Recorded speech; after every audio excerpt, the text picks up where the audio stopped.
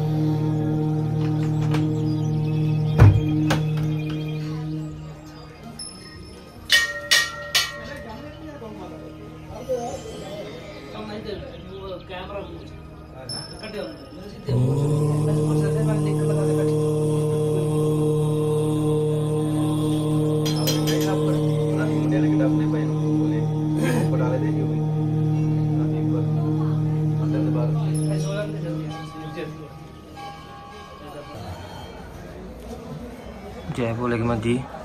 जय बोले जी। ये धर्मराज जी का मंदिर है और ये मंदिर पूरे विश्व में इकलौता मंदिर है। जैसे ब्रह्मा जी का मंदिर है पुष्कर में, वो भी विश्व का इकलौता मंदिर है, वैसे ही धर्मराज जी का मंदिर पूरे विश्व में इकलौता मंदिर है, जो कि ब्रह्मोत्सव 84 परिसर में है। रोहित लाइट जलाए हुए मरने के बाद मनुष्य को 84 लाख योनि निकालनी पड़ती है, उसके बाद मनुष्य अवतार मिलता है। तो यहाँ पर दर्शन मात्र से ये आदमी 1 लाख योनि से वैसे ही मुक्त हो जाता है। और जितना भी आपको ये कॉम्प्लेक्स दिखाई दे रहा है जहाँ पर ये मेला लगा हुआ, इसको हम बोलते हैं 84 धाम। 84 धाम भी बोलते हैं, कई अंग्रेज लोग आते हैं वो 84 कॉम्प्लेक्स बोलते हैं। इसी मंदिर में 84 मंदिर है और एक एक मंदिर का 84 लाख योनि से ज्यादा महत्व है। जब भी आत्मा शरीर को छोड़ती है तो यहीं पर आती है। यहाँ पर आत्मा जब आती है तो 2.5 पौड़ी के पास पहुंचती है, जो 1 पौड़ी अधोगति की है, और जो रावण को 2.5 पौड़ी स्वर्ग के लगाने को रहेगी थी वो पौड़ी भी को बताया जाता है। तो जो भी आपातकाल में मृत्यु हो जाए, फांसी में, एक्सीडेंट में, जहर खा के जो भी आत्मा समय से पहले निकल जाए, उस आत्मा को 2.5 पौड़ी में वेट करना पड़ता है, जब तक शास्त्र के हिसाब से उस आत्मा की आयु पूरी ना हो।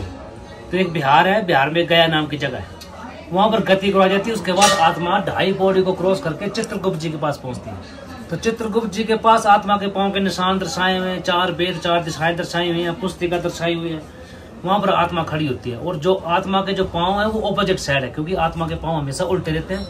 वो आत्मा का जो एड़ी है वो भगवान की तरफ है और जो फिंगर है वो ऑपोजिट साइड है। तो आत्मा वहां पर खड़ी होती है। पाप और पुण्य के बारे में यम धर्मराज जी को बताया जाता है। चित्रगुप्त जी एक हिसाब से वकीली करते हैं, इसने इतना पाप किया, इतना पुण्य किया, उसके हिसाब से धर्मराज जी देखते हैं कि इतना पाप किया, इतना पुण्य किया। और चारों दिशाओं में 4 दरवाजे हैं, चारों दिशाओं में से एक दरवाजा खुलेगा, उसके कर्म के हिसाब से आत्मा को उस दरवाजे में डाल दीजिए। फिर उस आत्मा को 84 लाख योनि काटने पड़ेगी, उसके बाद वो मनुष्य अवतार में पहुंचेगी। तो आज हम लोग सब मनुष्य अवतार में जितने भी यहाँ पर लोग बैठे हैं, सारों के सारे 84 लाख योनि काट के मनुष्य अवतार में अब जाके बैठे हैं। तो आज तक हमने कभी भगवान को शुक्रिया अदा नहीं किया होगा, भगवान आपने 84 लाख योनि काटने का मनुष्य अवतार में भेजा। और भेजा भी हमें ऐसे कि हम 4 आदमी के बीच में बैठ सकते हैं। कई पैदाशी होते, किसी के हाथ नहीं होते, किसी का पेट ऐसा होता, किसी का नाक, किसी का सर। तो भगवान से ये भी धन्यवाद करना चाहिए कि आपने हमें 84 लाख योनि के बाद मनुष्य अवतार दिया, और दिया भी ऐसा कि हमारा पूर्ण को शरीर देखने में ठीक है, हम 4 आदमी के बीच में बैठ सकते हैं। और जितना साल हम जिएंगे, 80 साल, 82 साल, 60 साल, 72 साल, जो भी कर्म करेंगे उन सालों के हिसाब से ही हमें 84 लाख योनियां काटनी है। अगला जन्म मान लो कुत्ते का होता है या घोड़े का होता है, होना तो जन्म तो होना ही है, क्योंकि वो भी उनमें भी जान है। घोड़े में भी जान है, कुत्ते में भी जान है, और सारी योनि है, वो सब योनि से निकल के हमने जाना है। तो अगला जन्म मान लो घोड़े का होता है, तो एक घोड़ा अभी आपको मणिमेश से मिला होगा, उसके ऊपर आदमी चढ़ा हुआ है, उसको लेके जा रहा है। एक घोड़ा आपको खजियार में मिलेगा, उसके ऊपर आदमी चढ़ रहे फोटो खिंचवा रहे हैं, और एक घोड़ा रेस में दौड़ता है, उसके ऊपर करोड़ों रुपए खर्च होते हैं। तीनों घोड़े ही हैं, पर जैसा जैसा कर्म किए उस हिसाब से वो घोड़ों की प्रवृत्ति भी बटी हुई है, समझ गए। जैसा कर्म किया होगा वैसा आगे अवतार मिलेगा। अगला जन्म मान लो कुत्ते का होता है, तो एक कुत्ता आपको गेट के बाहर मिल जाएगा, उसको सब भगाएंगे यार गाट। एक आपके घर में होगा, उसको आप किसी को हाथ में लगा देंगे, और एक कुत्ता वो हवाई जहाज में घूमता है, बड़ी बड़ी मैडमों की गोद में बैठ। तीनों कुत्ते ही हैं, पर जैसे जैसा कर्म किए वैसे वैसे वो उसमें बटे हुए हैं। तो बोलने का मतलब यही है कि हमसे जो भी पुण्य हो सके वो कर लेना चाहिए। मनुष्य योनि में आए हैं, कहीं झूठ भी बोलना पड़ता है, गृहस्थी में जाना, कहीं सच झूठ बड़ा कुछ चलता है, पर जिंदगी में कभी भी गरीब मारी नहीं करनी चाहिए। गरीब मारी सबसे बड़ी मारी है, सबसे बड़ा पाप है। भगवान हर एक जगह माफ करते, किसी को गरीब को सताना, किसी गरीब करना जायज खाना, वो बहुत बुरा है। वो आपको स्टार्टिंग में बहुत अच्छा लगता है, बहुत मजा आता है यार क्या बात है, पर वो लास्ट में जो पीड़ा देता है ना, वो असह नहीं होती, और उस पीड़ा से पूरा परिवार तहस नहस हो जाता है। तो हम मनुष्य योनि में बैठे हुए हैं। अभी खड़ामुख पुल में है, खड़ामुख पुल में दो नदियों का संगम है, आपने देखा ना वहाँ पर खड़ामुख दो नदी जुड़ी थी। तो ये मैं बहुत बड़ी बात आपको बता रहा हूँ। तो एक नदी क्लास के राइट साइड से आई हुई, ठीक है जी, एक नदी क्लास के लेफ्ट साइड से आई हुई। उन दोनों नदी का संगम हुआ खड़ामुख पुल के नीचे, और इसके बीच में जितनी भी भूमि है ये सारी की सारी योनि है, और इसके बीच में जो शिवलिंग और कैलाश पर्वत है। इसी योनि में अगर कोई जन्म लेता वो वैसे ही 84 लाख योनि से मुक्त होकर यहाँ पर जन्म लेता है। तो इस 84 धरती के बीच में जन्म लेना बहुत बड़ी बात है, दो नदियों के बीच में, और योनि के ऊपर जन्म लेते हैं हम लोग, हमारे जितना परिवार सब यही जन्म। तो ये बहुत बड़ी बात है। और इसको हम आत्माओं का टीला भी बोलते हैं। जब मनुष्य आत्मा शरीर छोड़ती है तो वो मणिमेश होकर जाती है, स्नान करके पहुंचते हैं।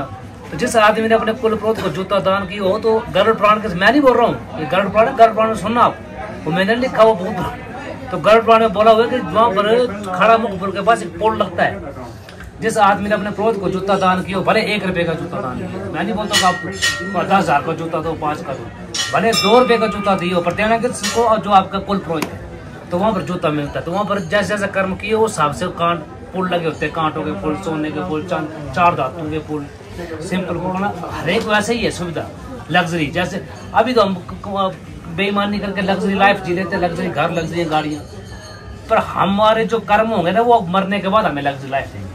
तो ऊपर भी वैसा ही भगवान के पास लग्जरी लाइफ है। काम किए हुए तो बहुत भयंकर जिंदगी आगे की करनी पड़ती है, आत्मा को बहुत कष्ट झेलना पड़ता है। तो जब वो आत्मा वहाँ पर पहुँचती है तो पहला पड़ाव खणी पास है। खणी में एक देवदार का वृक्ष है, वहाँ आत्मा बैठती है, और ऊपर से खाना आता है। तो पहला पिंड का जो खाना मिलता है अपने जो होते हैं बुजुर्ग, उनको वहाँ मिलता है। दूसरा पड़ाव अपना चलेट से पीछे ददमा मोड़ में, और तीसरा ब्रह्मोड़ में, यहाँ पर आके आत्मा का फैसला होता है। और ये 84 है, 84 को बीच में चीरती हुई एक नाली की हुई है, उसको हम बतरनी नदी बोलते हैं। और जब करते ना हमारे सनातन धर्म में, जब आदमी मरता था गौदान करो, पूछ उनको इसलिए कराया था ताकि गाय की पूंछ पकड़ के आत्मा उस नदी को क्रॉस कर दे। तो वहाँ पर जिसने अच्छा कर्म किया तो वहाँ पर हमारे बैकुंठ धाम से कृष्ण भगवान ने और कश्तियाँ रखी होती, कश्तियाँ जो वो लेने जाती क्या होगा। तो 84 में दर्शन करने से आदमी 1 लाख से वैसे भी, पर करने का से भाव और भावना को मिलाते हैं तब जाते हैं, ऐसे नहीं कि आए चले गए वैसे। तो बाकी तो सब जितना भी मंदिर का कंस्ट्रक्शन वर्क है, जो हमारे मंदिर का जो कंस्ट्रक्शन वर्क हुआ है वो 7वीं शताब्दी का। मंदिर के पत्थर लकड़ को 1400 साल हो गए, 21 सेंचुरी लगी हुई, 1400 साल हो गए मंदिर के पत्थर और लकड़ को। अंदर जो देवता है उसका कोई पता नहीं, वो कादिनंत कब से कोई डेट पता नहीं। 1400 साल हमें तो पता कि हमारे बुजुर्गों ने राजा हमारे 36 लोग आए, वो रिकॉर्डेड है हमारे पास पर। बाकी हर महादेव, जय शंकर, जय शंकर, जय शंकर। ठीक है रोहित।